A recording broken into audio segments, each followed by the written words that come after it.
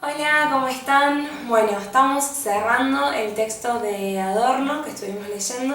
Yo ya les había pasado una especie de resumen con los conceptos más importantes que tienen que recordar y después les dejé una consigna que era tratar de pensar todos estos conceptos del aparato teórico que propone Adorno con respecto a la industria cultural con ejemplos que sean de la actualidad, de hoy en día.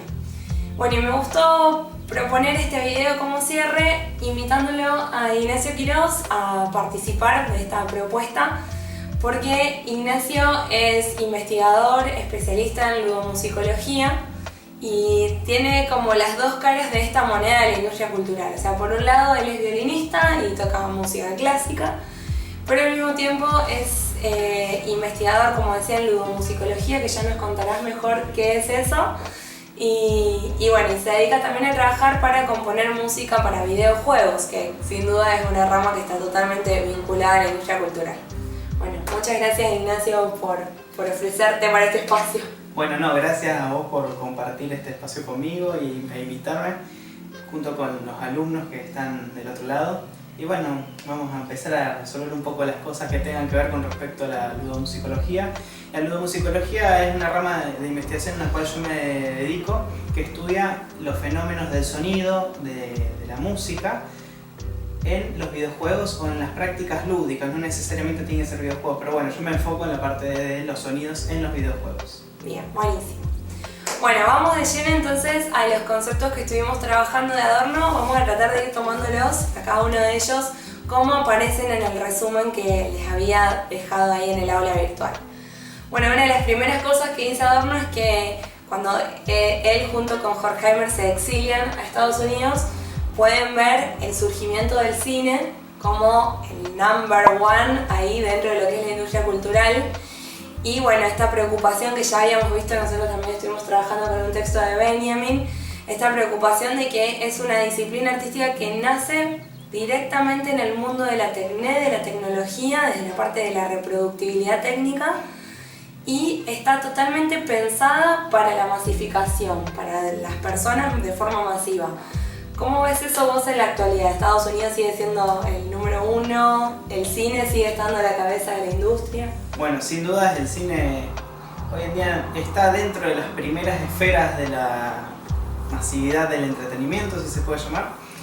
Pero bueno, en mi rama, dentro de las cuestiones que he estudiado, también estudié la parte de las estadísticas económicas y de la llegada de los videojuegos. Y bueno, hoy en día es la industria cultural con mayor caudal de dinero y más ventas que existe. Superó recientemente, hace 2 o 3 años, a la del cine, a la industria del cine de la cual habla Adorno. Y bueno, pero sigue estando de segunda. Es una industria primero están los videojuegos, la venta y las industrias de los videojuegos, y después está la del cine por muy poquito, pero es un paradigma que se cambió recientemente. Ajá. ¿Y Estados Unidos sigue siendo el país dominante? Bueno, en las películas no sé, pero en los videojuegos está bastante en la cabeza.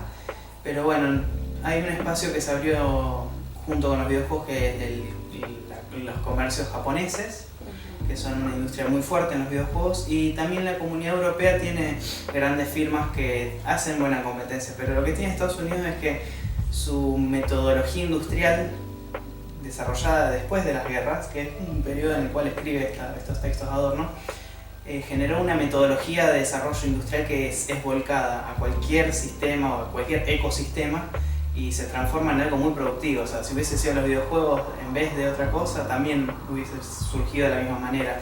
Yo creo que igualmente en la época en la cual Adorno habla de Estados Unidos como la potencia principal, él lo hace viviendo ya en Estados Unidos, en el exilio. Pero en Europa, por lo menos en Alemania, que era la contraparte, pasaba lo mismo. Cuántos cines se fundaron y cuántas producciones por parte del partido nazi se replicaban en todas partes, y en la Unión Soviética lo mismo. Claro. Bien, buenísimo. Bueno, y ahora que estás hablando un poco de la Segunda Guerra Mundial con esto del nazismo, bueno, una de las observaciones que hace Adorno es que el entretenimiento de alguna manera surge en Estados Unidos como una especie de pantalla para tapar lo que estaba sucediendo en Europa, para que la gente no se deprimiera con las noticias de la guerra. Y ¿qué pasa hoy en día que no tenemos técnicamente una guerra mundial sucediendo? ¿Qué pasa con el entretenimiento? ¿Sigue siendo una pantalla? El entretenimiento, bueno, lo que marca Adorno acá es como una pantalla, es muy concreto y muy correcto porque había una segunda guerra, había un contexto mundial que permitía eso. Hoy en día, si bien, bueno, actualmente estamos como una especie de pandemia que no es equiparable a una guerra, pero sí son momentos en el cual la sociedad se vuelca hacia el entretenimiento para un poco olvidar esto, como decía Adorno. Yo creo que el entretenimiento, si bien sigue estando como elemento de pantalla, es un recurso, una herramienta que utiliza la industria cultural. No es meramente el objeto en sí, porque si no existiese esa pantalla se vería lo del fondo, digamos, lo que está de fondo, las guerras. Pero lo que utilizan como herramienta, que es el entretenimiento, no deja de tener una cuota de algo creativo, de algo pensado, de algo lógico, y que eso refiere mucho, por lo menos en el campo en el que yo estudio los videojuegos, una estructura muy compleja.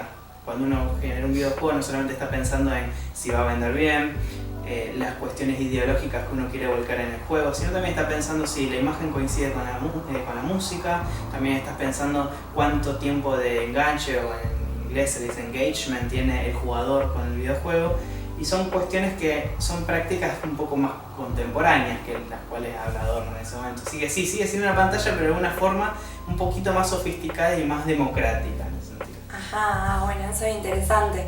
De hecho, vos recién mencionabas lo de la pandemia, estoy pensando en algunas respuestas que fui viendo que tomaron los alumnos, que hicieron los alumnos en el aula.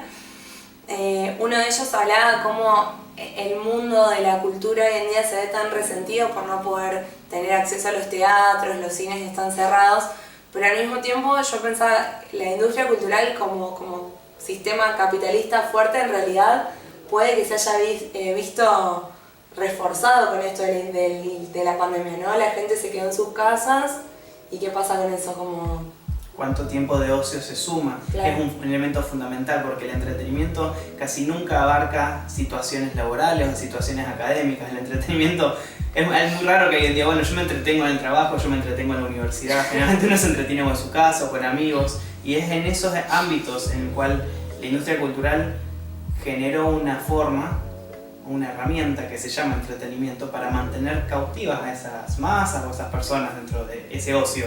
Claro. Bueno, otro de los conceptos que toma Adorno y que también tiene un poquito ahí que ver con Benjamin es que, vamos primero con Benjamin, él dice que el arte cuando se masifica pierde el aura, ese aquí y ahora que nos genera la sensación de lejanía, y Adorno lo que dice es que el arte, el cambio que va a sufrir con esta transformación del capitalismo va a ser que se va a transformar en una mercancía. Pero no solamente utiliza la palabra mercancía, sino que de por medio utiliza el concepto bien cultural que muchos años después va a desarrollar con mucha más profundidad Pierre Bourdieu, gracias, que nosotros ya lo vimos en clase. Y bueno, ¿qué diferencias hay con esto de la mercancía y el bien cultural con respecto al arte? Bueno, fue variando desde la mercancía, mejor dicho, el bien cultural, lo que me expresa Adorno, tenía una dinámica muy distinta a la cual yo creo que hoy en día están en vela. Antiguamente, bueno, uno quería formar parte de esas sociedades que podían tener acceso al arte, subvencionar el arte, ya sean orquestas sinfónicas, museos, galerías de arte. Entonces, aquellas personas que podían solventarlo económicamente eran los que se posibilitaban a sí mismos de obtener el bien cultural, de ser dueños de ese bien cultural. Claro. Hoy en día, con la mega o la hiperdemocratización que vivimos en las redes, en internet, ese bien se ha disuelto un poco. O sea, todos hoy en día podemos acceder al contenido cultural de alguna forma, desde las suscripciones mensuales que nos ofrecen las plataformas digitales como Spotify, Netflix, Disney mismo, hasta bueno, cuestiones más sencillas como entrar a YouTube, que no necesitamos ni siquiera pagar para ingresar a entretenernos u obtener ese bien cultural si se quiere. Entonces, se ha devaluado, se ha depreciado vale la redundancia, el precio de ese bien cultural, pero sigue existiendo ahora, o se retransformó de una manera un poco más virtual, de las personas que son conocedoras de esos ambientes. Y yo voy a hablar de un caso muy puntual en los videojuegos que tienen que ver con las suscripciones de pago, para ingresar a las modalidades online, que son las personas que tienen un juego, una consola, que es algo de una adquisición bastante cercana a cualquiera, pero que para poder conectarse con sus amigos, con sus colegas en la red, en un mundo virtual, tienen que hacerlo a través de una suscripción. Eso será comparable con adquirir bien cultural o el nivel de estatus. Pero bueno, ya no es más en la vida real, no es en galerías, no es en museos, no es en teatros, sino que son en espacios virtuales que no, en la vida real no nos exceden de nuestros límites del hogar, por ahí. Claro. Bien, aprovechamos para recordar rápidamente, por si no quedó claro, la diferencia entre mercancía y bien cultural que estuvo acá utilizando Ignacio. Recuerden que la mercancía es algo que uno paga para tener a cambio un objeto, un producto, pero ya llamarle bien cultural, que lo que va a explicar mucho mejor después Bourdieu, es esto de que es un producto que cuando lo tenemos nos da un cierto prestigio, nos legitimiza, nos ubica en un estatus social determinado, entonces se convierte en un bien así como si fuera un bien capital, común y corriente, como tener dinero, tener casa, tener auto. Bueno, el arte también pasa a ser un bien que nos ubica de alguna forma en un nivel social determinado. Bien, vamos con la siguiente pregunta. Otro de los conceptos que aparece en el texto de Adorno es el concepto de cultura de masa, y dice que tiene como 3 características. La primera es que las culturas de masa son alienantes, la segunda es que son manipulantes y la tercera es que son homogeneizantes y narcotizantes. ¿Te parece que la cultura de masas hoy en día sigue teniendo estas particularidades? Nos alienan, nos manipulan y nos producen adicción a ellas. Bueno, evidentemente acá Adorno está haciendo uso de su herencia marxista con los conceptos de alienación. Creo que tiene una evolución bastante cercana a la que él menciona. Sí, hoy en día seguimos teniendo, creo que la industria cultural genera esas sensaciones en las masas, en la sociedad, de consumo sobre todo.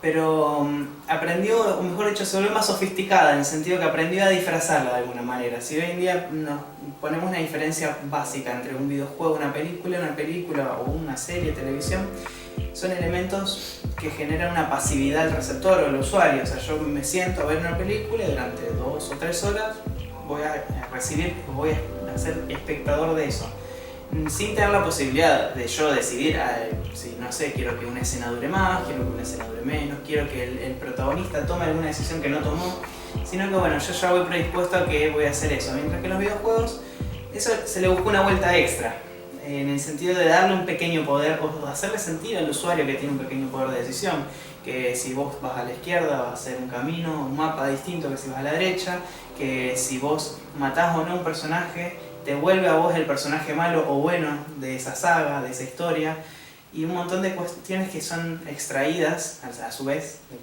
cosas o obras literarias. Son recursos literarios que en el cine es raro poder hacerlo. Bueno, ahora Netflix hace poco experimentó con una película que se llama Black Mirror Bandersnatch, que te permite interactuar desde una computadora hacia qué escenas querés ir o no, pero es algo muy rústico en comparación de un videojuego que tiene ramificaciones mucho más complejas, no solamente de eso, sino también escenarios, sonidos, etc. Entonces creo que sigue existiendo, porque lo que uno hace como usuario dentro de ese canal tiene límites.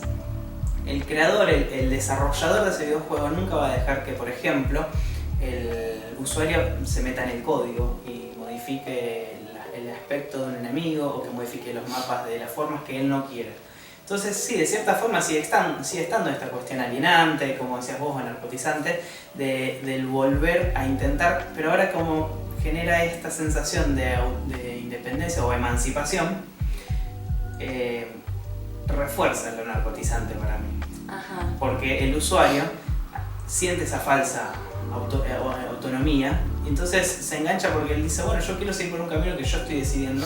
Pero bueno, uno cree que esto solamente pasa en los videojuegos, pasa en todo. En el mismo cine generan bandos, generan los fanáticos de una línea de cómics, como por ejemplo Marvel y la de DC, que hacen las películas exactamente iguales, hasta incluso son los mismos directores, pero los fanáticos se sienten identificados con uno y no con el otro. Claro. Lo mismo pasa con cantantes, por ejemplo. Es muy sabido que el 80% de las canciones que son hits, o que fueron hits en la historia de los últimos 20 o 30 años en el mundo, fueron compuestas por una sola persona, que es Max Martin, búsquenlo, que compuso canciones a Katy Perry, a Britney Spears, a los Backstreet Boys, un montón de grupos que fueron hits. Entonces, sí, hay una idea de la industria de narcotizar y de alienar a las personas. Aunque le dan esa falsa elección. Yo prefiero Britney Spears y no los Backstreet Boys. Yo soy dueño de mi decisión, pero tu decisión llevó al mismo asidero, por así decirlo. Claro, bueno, eso nos lleva a otro concepto fuerte que aparece en Adorno, que es esta idea de que supuestamente hoy en día tenemos muchas opciones, como vos estás mencionando todos estos grupos de música, y bueno, cada uno puede elegir, pero en realidad todos los grupos son lo mismo en el fondo. Justamente esta idea de homogeneizante, que todo es lo mismo y las opciones que tenemos nos las dan ellos. O sea, la manipulación creo que también está en esa parte, ¿no? De bueno, sí, te doy libertad de elección, elegí este o este, y te estoy manipulando porque no te estoy dando una opción que no te mencioné. Y eso me hace pensar en un concepto un poco fuerte que utiliza Adorno, que habla de la barbarie estilizada. Que hoy en día la sociedad es una barbarie estilizada, como que nos volvimos totalmente brutos, pero con estilo. Y habla del rol del público o del espectador pasivo. ¿Qué pasa con esa idea de pasivo cuando en realidad estamos hablando que en el videojuego uno toma parte del juego? Hay como una especie de espectador pasivo, meta pasivo, una cosa así medio extraña con los videojuegos. Sí, existen, justo una definición muy buena que dijiste, meta pasivo, existen los sujetos encausados en esa estructura, que son por ejemplo las personas que miran videos de YouTube de jugadores jugando un videojuego. O sea, sería un meta pasivo porque el usuario que está enfrentándose directamente al videojuego está generando una relación directa con el bien en el videojuego, pero el que está viendo está consumiendo un bien que está conformado por otro bien. Entonces sí, sería un meta espectador. Es como cuando, no sé, éramos chiquitos y los que habrán jugado alguna vez con una consola, el hermano le daba el joystick que no andaba y uno creía que estaba jugando, pero en realidad veía jugar al otro. Funciona un poco así esa idea de engaño, ¿no? Eso genera aún más pasividad. Esto ya sería como para cerrar la cuestión del ocio. Hay una rama de videojuegos que se llaman idle games o juegos ociosos que solamente te piden hacer una tarea. Por ejemplo, hay un videojuego muy famoso que es, bueno, hacer clic en la galletita y solamente pide que el usuario toque o haga clic en una galleta y eso va generando más cantidades, vas produciendo galletitas y se van haciendo tu negocio, tu fábrica, todo, y la acción como usuario es mínima. ¿En serio existe eso? Existen esos tipos de videojuegos que generan también otro tipo de pasividad, pero bueno, al hacer clic ya uno cree que hizo algo por su propio ocio, digamos. O sea que ser una persona que toma decisiones sobre un juego igualmente sigue siendo un espectador pasivo y manipulado. Sí, pero la industria aprendió a disfrazarlo y hacerte creer que no, que sos un rol activo. Y en esos cambios son interesantes de la época de Adorno a lo que es ahora, porque si bien era muy bruta lo que estaba sucediendo con el mundo de la industria cultural en la época de Adorno, pero lo que hacen hoy en día es súper sutil y peligroso. Sí, con un alcance mucho más lejano que el que pensaba incluso Adorno en esa época. Claro. Bueno, y bueno, ya un poco lo dijiste recién con lo de las canciones, que siempre tenían al mismo compositor detrás, aunque son distintos los cantantes que interpretan. Estoy pensando en esto que dice Adorno de la producción sistemática. Como en la industria cultural, como en cualquier otra industria, hay algo que se produce por el sistema fordista de masa, que cada uno tiene un rol y se genera siempre lo mismo. Y te iba a preguntar cómo es en la industria cultural en general, incluso dentro de la música, no solamente los videojuegos, esta producción sistemática. Como que nos parece raro a los músicos pensar que algo es sistemático cuando en realidad todas las canciones en algún punto son distintas y no escucharíamos siempre la misma canción. Claro. ¿En qué puntos la industria cultural logra sistematizar a la cultura o a la música, por ejemplo? Bueno, es muy interesante cómo se conforma el concepto de industria cultural, porque podríamos decir simplemente cultura, pero al tener la palabra industria ya nos denota un proceso de fondo, que es la forma en la que se genera la cultura. Este método fordista o que mencionábamos del ensamblaje o de línea, se lleva a cabo en la industria cultural, en la industria de las discográficas, se lleva a cabo a través con productores, con mesas de análisis. Hay, por ejemplo, gente que se dedica a componerle temas. Un caso muy famoso es el de Lady Gaga, que antes de ser famosa como cantante ya trabajaba haciendo eso. ¿Qué hacía exactamente? Y formaba leitmotivs o pequeños motivos, patrones cortos de 2 o 3 compases a lo sumo, y los presentaba en una mesa con otras personas para componerle un tema, no sé, a Britney Spears. Ella le compuso temas a Britney Spears, por ejemplo. Y son mesas de trabajo donde hay personas generando ideas y se prueban. Es una industria que muy rústica, antes era muy rústica, era juntarse 10 personas, generar muchos motivos distintos, presentarlos en diferente orden, un poco como es la forma de composición mozartiana. Mozart ya lo hacía hace muchos años, y presentarlos en lugares que se llaman focus groups o grupos de enfoque. Habrían cines en Los Ángeles, hay un cine por cuadra, agarraban una cuadra con 10 cines y metían gente que quería participar, le pagarían algo o no a veces, y en esos cines le pasaban fragmentos y la gente iba votando. Bueno, a ver, ¿qué te gustó más? La canción A, B o C. Bueno, y entonces generaron una estadística. En base a esa estadística de 10.000, 100.000 personas a lo sumo, largaban un hit que ellos ya tenían la seguridad de que 100.000 personas lo iban a consumir. Si hoy en día nosotros tuviésemos la seguridad individual en cualquier trabajo que nosotros hagamos, de que 100.000 personas van a consumir lo que hacemos, sin ir más lejos, este video, si sabes que lo van a consumir 100.000 personas, vos ya sabes que fue un éxito. Claro. Entonces, eso magnificalo con las nuevas tecnologías de algoritmos, con las nuevas tecnologías de inteligencia artificial que ya generan esos temas de otra forma. Dicen, bueno, miren, en las listas de Spotify tenemos 10 millones de reproducciones en un cantante en este tema. Y fácil, ya no tenemos que juntar tanta gente en un cine. Claro. Eso es lo interesante, cómo las nuevas tecnologías van abrazando cada vez más a los métodos de la industria cultural. Bien. Bueno, muy interesante. Ya vamos llegando al final. Hablamos siempre de que atrás de toda la industria cultural hay un sistema capitalista que tiene una ideología dominante que se impone y que tiene un objetivo, que el objetivo es tener poder, ganar dinero y manipular a las masas para que sigan generando ingresos para esos pocos poderosos. Eso dice Adorno en aquella época. ¿Crees que eso sigue igual o no hoy en día? Sí, bueno, es la piedra angular del marketing, del capitalismo. No es generar un producto que a alguien le pueda gustar, sino es ver qué necesidad le generamos al público para vender lo que ya tenemos. Es así como funciona casi cualquier industria, pero bueno, hoy en día la industria cultural, y con mucho apoyo del marketing. Es el primo hermano, diría, de la industria cultural, el marketing, porque hoy no sé si necesitamos escuchar nuevos artistas o vamos dejando de escuchar a viejos artistas. ¿Cómo hacemos con la acumulación de música a lo largo de la historia de la música? Por algo, las nuevas generaciones van conociendo menos de las viejas, pero esto es una cuestión de ideología, del recambio, de lo no renovable, de lo descartable, que es también un pilar fundamental del capitalismo. Y sí, sigue siendo un poco como dice Adorno, pero yo creo que ya no tiene que ver con cómo se genera la industria, sino que tiene que ver cómo piensa en crear una necesidad del espectador o del usuario, el consumidor. Bueno, acá tenemos un grupo de gente que va a consumir. Vamos a hacer que primero necesiten, no sé, escuchar tango. Y si les genera una necesidad y vos sacás una obra de tango, bueno, sabés que la van a consumir porque antes inculcaste la necesidad. Y así funciona la industria, primero con la necesidad de la masa consumidora. Claro, bueno, en eso no cambió. No cambió. No. Y ya con la última pregunta vamos cerrando. Ahora sí, referido al concepto, al gran concepto de industria cultural.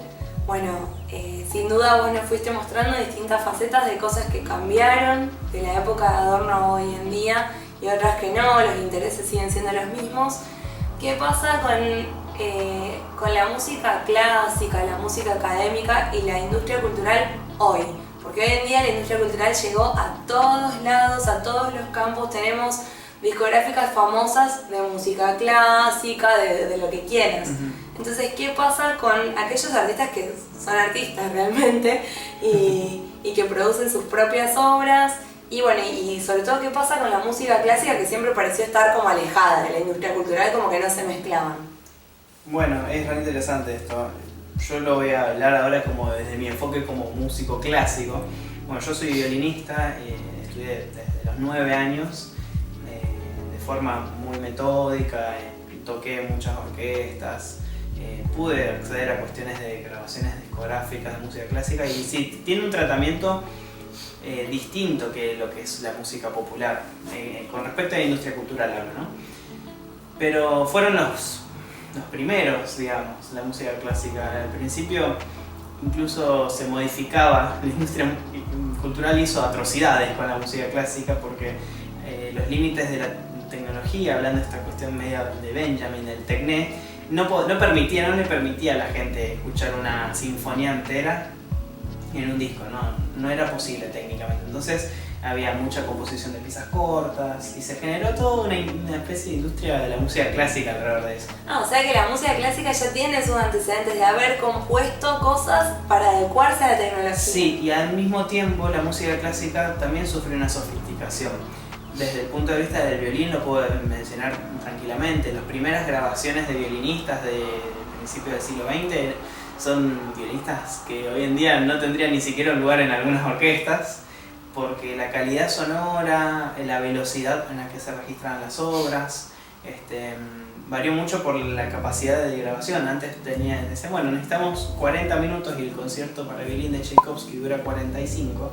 Evidentemente lo tenían que hacer mucho más rápido. Entonces ahí los violinistas empezaron a surgir muchos violinistas con capacidades técnicas excelentes y con una exigencia técnica, pero primero radicada en la exigencia de la técnica de grabación. Impresionante. Entonces, bueno, de cierta forma, la industria cultural en su inicio empujó o ayudó a los músicos clásicos, a todos, no solamente yo hablo del violín, pero en el piano también pasó, en otros instrumentos también, los ayudó a mejorar realmente las capacidades y llevarlas hasta un extremo, creo que de tope de gama, a toda la cuestión técnica de los instrumentos. Pero sí, hoy en día la música clásica, o mejor dicho, las personas que son artistas y hacen música clásica, o bueno, la nueva música clásica sería la famosa música contemporánea, tienen una libertad o una posibilidad de la mano de esto, que es la difusión.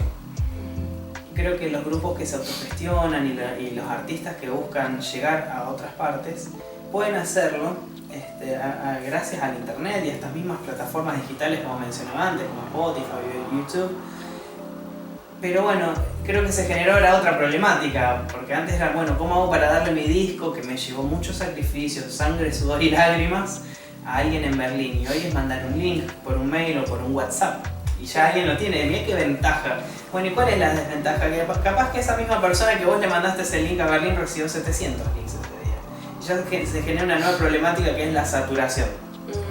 Y eso trajo la industria cultural como una especie de regulador automático de los músicos independientes. Si yo quiero que mi arte se exponga, tengo que darle yo a las empresas de difusión muchos dólares y millones de dineros para darle mucha difusión, algo que yo debería poder hacerlo normalmente. Y si yo lo hago normalmente, bueno, entro en la línea de la saturación. Entonces, bueno, de alguna forma mejora por un lado, pero sigue manteniendo el pie en la opresión de la saturación por el otro. Sí, yo también pienso que hay una tentación en la industria cultural para los músicos clásicos, que es caer en el entretenimiento y en el espectáculo y perder de vista el objetivo que uno tiene como artista. Por ahí, no sé, pienso, a ver, menciono un caso, la orquesta de André Rieu, es una orquesta que suena muy lindo, que tocan obras clásicas muy bien, pero el repertorio siempre va a estar vinculado a alguna cuestión de espectáculo, porque el punto final es producir dinero, tener un montón de conciertos, que se llenen esos conciertos. Entonces digo, ¿cuántos músicos que a lo mejor arrancan de una manera muy genuina, artísticamente hablando, en el medio se ven tentados o quizás hasta incluso un poco obligados por la industria cultural a producir cierto tipo de contenido y ya se va distorsionando, ¿no? Como que hay un riesgo, así me parece. Sí, en realidad ya es la decisión del artista. Yo supongo que en algún momento André Rieu, que tocaba la conserje, aún como violinista, decidió hacer un cambio de vida y decir, bueno, me voy a dedicar a hacer estos shows. Pero yo creo que en el fondo, esto no sé si lo dice mucho Adorno, es re importante, en el fondo de cualquier producción dentro de la industria cultural no deja de existir el arte, como algo latente, algo que está abajo de la tierra, escondido, pero nunca desaparece, siempre está latente. Por eso cuando uno ve, por ejemplo, los conciertos de André Rieu que mencionaste vos, decís, bueno, qué pomposo, los bailarines, los valses, Viena de fondo. Sí, bueno, pero atrás de todo eso, o sea, si yo soy capaz de discernir y poner el filtro de todo esto que hablamos recién adelante, puedo apreciar lo que es una composición de un vals de Strauss, o puedo ver qué es lo que es una polka, y se escucha porque, como decías vos, no suena mal la orquesta André Rieu, y de hecho tocan bastante el estilo. Entonces, si bien hoy en día las cuestiones culturales hasta incluso lo podemos representar en cualquier artista, escuchamos el último disco, no sé, de cualquier artista top que esté ahora en Spotify y podemos encontrar un montón de falencias, está ese mito o esa pelea urbana de vos, si toca reggaetón o si toca trap, no hace música, usa dos ritmos, pero bueno, si filtramos eso, cada vez hay que filtrar más cosas lamentablemente, pero si vamos filtrando todas las ideologías, para mí sigue habiendo arte de fondo, porque es el elemento básico, es como quererse una torta y no ponerle harina, es difícil reemplazarlo y cualquier otra cosa termina en ser deficiente artísticamente. Entonces yo creo que la base, o mejor dicho, el grano angular de toda la industria cultural sigue siendo el arte. Bueno, me haces acordar a una frase ahora, lástima que no me la anoté para decirla tal cual como la compartió un alumno en el aula virtual, pero él decía como que la industria cultural justamente busca a los más talentosos, porque son los que van a producir lo más interesante, lo más nuevo, lo más atrayente, así que sin duda que hay gente muy talentosa y muy capaz trabajando allí y produciendo arte. Sí, totalmente. Aparte, bueno, me quedo con un poco el pensamiento este de Benjamin, de un poco ver el optimismo en el grano del arte. Es decir, bueno, sigue habiendo arte a pesar de que la tecné se fagocitó a todos. Y bueno, yo creo que de alguna forma va a seguir haciendo, pero nunca hay que dejar de ser crítico en donde uno pone el ojo. Es decir, bueno, si voy a agarrar a este artista consumado con toda la industria cultural encima, bueno, en mi crítica encontrar este discernimiento y poder ver la célula más ínfima de arte que tenga eso. Claro. Bueno, Ignacio, muchísimas gracias por tu tiempo y por compartir todas tus experiencias y tus conocimientos con nosotros. No, gracias a vos por invitarme y bueno, espero que les sirva de algo esta conversación. Buenísimo. Bueno, adiós. Chao, chao.